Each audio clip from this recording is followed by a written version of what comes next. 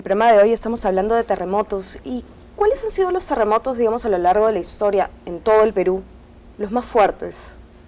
Por ejemplo, me acuerdo del terremoto de 1950 del Cusco. ¿Qué pasa en el Cusco? Que ha habido grandes movimientos sísmicos. Lo interesante de ese terremoto es que es uno de esos terremotos locales por una falla superficial. La magnitud, en este caso, la cantidad de energía que disipó la naturaleza no fue muy alta, pero la intensidad sí lo fue. Claro. ¿Por qué? Porque por la cercanía, porque cuando estos terremotos de subducción, las fallas están a 50, 70 kilómetros de profundidad. En cambio, las superficiales, las locales, están en la superficie y a veces no muy lejos de la ciudad. Bueno, ¿no? Es el caso de Haití, claro. el caso, digamos, de la capital de Nueva Zelanda, que tuvieron sismos no muy de gran magnitud, pero además, que sí pudieron... Además recordemos que una de las grandes devociones de los cusqueños, el Taitacha de los temblores, el señor de los temblores, pues es una divinidad telúrica. Pero ahora pasemos a la historia más reciente. El terremoto del 70, el triste terremoto del 70 que hizo desaparecer el pueblo de Yungay y que destruyó Huaraz. Por eso es que cuando uno va a Huaraz ya prácticamente todas las construcciones son modernas. En el segmento anterior estábamos hablando de los terremotos acompañados por maremotos. En el caso de Ancash, Ronald, es un terremoto que desencadenó un aluvión. O huaico, como nosotros. Y una de las tragedias probablemente más grandes. Yo creo que aún en quechua tenía un nombre para ese aluvión porque fue tan inmenso en sí, que es uno de los aluviones más dramáticos que ha habido en la historia. En la historia, no solamente del Perú. Del Perú, del mundo. Del mundo, ¿no? Definitivamente, digamos, los sismos amenazan no solamente con traerse una casa abajo, sino que pueden producir daños en forma indirecta. Tú mencionas el 70, que se trajo un cuarto del Huascarán. Un cuarto del Huascarán, efectivamente. O sea, no hubo capacidad de reacción. O sea, son dos acontecimientos distintos, pero un poco, pues, me acuerdo de Pompeya, ¿no? O sea, claro, lo de Pompeya fue un volcán, ¿no? Pero igual el aluvión vino y sepultó la ciudad. En el caso de Yungay sucedió algo parecido, pero producto, en este caso, de un terremoto. Para que vean en sí la inmensidad del aluvión, Yungay estaba defendido de la quebrada de Ranranirca, por donde teóricamente defendida, por donde venía la mayor masa del aluvión, por una pequeña cordillera, por unos cerros de unos 300 metros de alto. El aluvión sobrepasó estos 300 metros. Fue simplemente, ¿no?, una fracción del aluvión la que pasó el cerro y arrasó con Yungay. Murieron todos los que estaban en la población, salvo 20 o 30 que corrieron a zonas altas cuando vieron la polvorera. No, sí, hay testimonios de algunos sobrevivientes que son efectivamente dramáticos. Ahora, en Lima se sintió fuerte. Yo recuerdo el terremoto del 70. Elide, ¿dónde te agarró el terremoto del 70? Fue más triste todavía. Estábamos velando a un hermano mío. Uy. Un hombre de 40 años. Eso fue un domingo por la tarde. Domingo por la tarde, y teníamos la costumbre que a las chicas, nuestros hijos eran chicones, van a un sitio donde están. Entonces uno de mis cuñados salió en auto a buscar a la chica que estaba en el Cinetal. Los trajeron, pero fue doblemente triste cuando nos fuimos enterando lo que había pasado afuera. Claro, las noticias no eran inmediatas como son ahora, ¿no? Los amigos de mi hermano, perdón, voy a mi casa, papá, nos quedamos solos. Ahora, el terremoto del 70 fue un terremoto, pues, que perteneció a un ciclo por el cual los peruanos y especialmente los limeños pensaban que cada 4 años había un sismo, ¿no? Sí, porque el 66 hubo uno, el 70 hubo otro, y el 74, ¿no? Ahora, dentro de todo, a veces se dice, ¿no? Pero en el caso de Yungay, pues no, bueno, el terremoto del 70 fue domingo, y el terremoto del 74 fue un jueves, el 3 de octubre, que era feriado escolar, porque mucha gente pensó que si el terremoto hubiese caído, ¿no?, o coincidido con un día en que los chicos estaban en el colegio, la tragedia habría sido mayor, porque recordemos el 3 de octubre de 1974, 9 y pico de la mañana. Claro. ¿No? Ese fue, ¿no? Ahora, ¿cuál es la diferencia Ronald, así una pregunta así totalmente ingenua, ¿cuál es la diferencia entre un temblor y un terremoto? O sea, ¿qué tiene que ocurrir para que un movimiento sea temblor y el otro terremoto? Si uno quiere ser cuantitativo, en lugar de clasificarlos en dos, lo puedes clasificar en 9 niveles, ¿no? Intensidad 2, 3, 4, 5, 6, 7, 8, 9, ¿no? Hay 10 y 11 y 12, pero me parece exageración. Los temblores abarcan, yo diría, hasta un poco marginal, hasta una intensidad de 6. A partir de 6 es un terremoto, como lo sientes, ¿no? Claro. En lo que se refiere a magnitud también, el mismo número, porque los números se parecen, los de Richter y los de Mercalli se parecen también, digamos, hasta una magnitud de 6, si está profundo, es un temblor, y más es un terremoto. Pero para la mejor manera de definirlo, para la gente en sí en general, voy a repetir algo que lo he dicho antes, si puedes correr es un temblor, si no puedes caminar es un terremoto. Claro.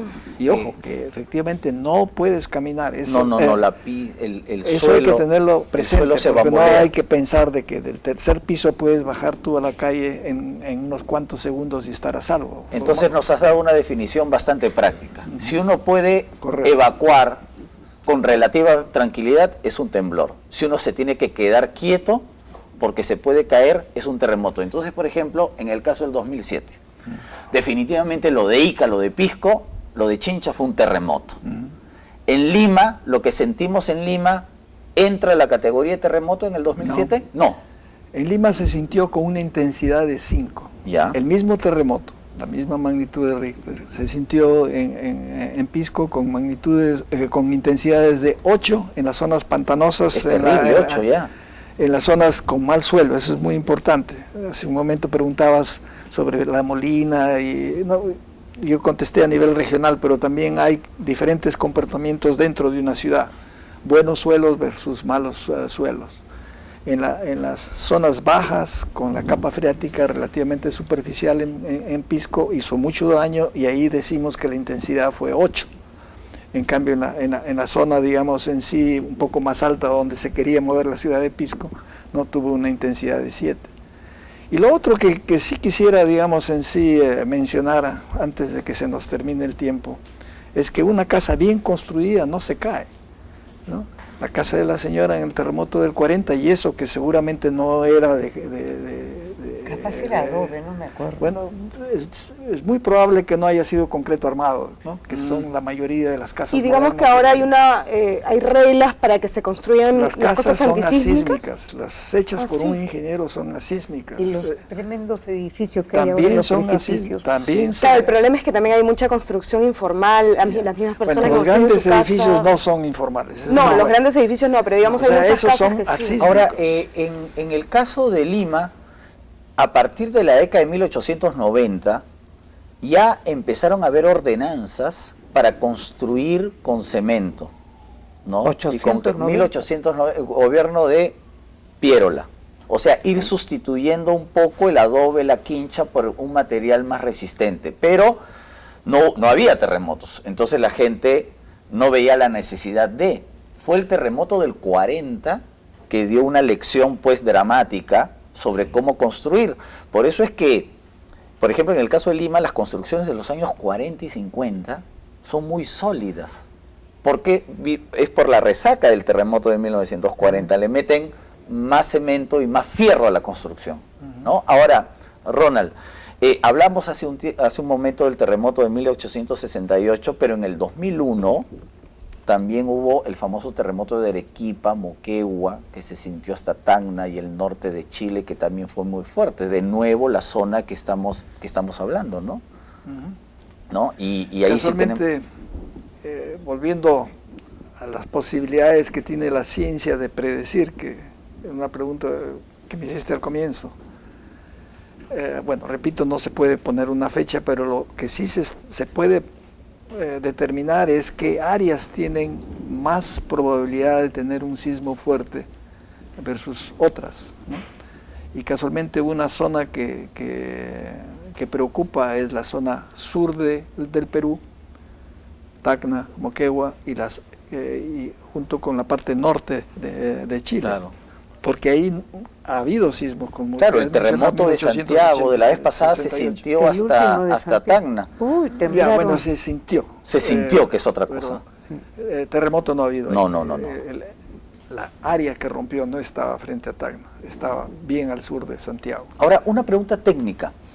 ¿Los peruanos podemos sufrir las consecuencias de un movimiento telúrico fuera de nuestro país? Te digo por lo siguiente. En el siglo XIX dicen que la erupción, pero no fue terremoto, sino la erupción del Krakatoa cambió el clima del mundo, no solamente aquí en el Perú. Pero, por ejemplo, cuando hubo lo de Sumatra recientemente, y cuando hubo lo de Japón también, un terremoto, se temió por un posible maremoto, o sea, hasta nuestras costas. O sea, técnicamente es cierto que un terremoto a cientos de kilómetros o a miles de kilómetros de distancia puede afectarnos.